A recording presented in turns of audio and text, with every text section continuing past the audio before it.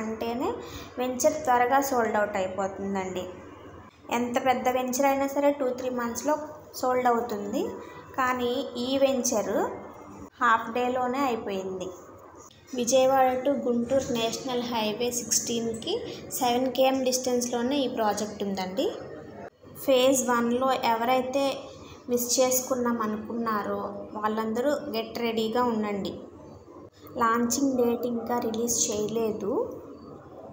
Release చేసిన తర్వాత నేను మీకు అప్డేట్ చేస్తానండి నెక్స్ట్ వీడియోలో.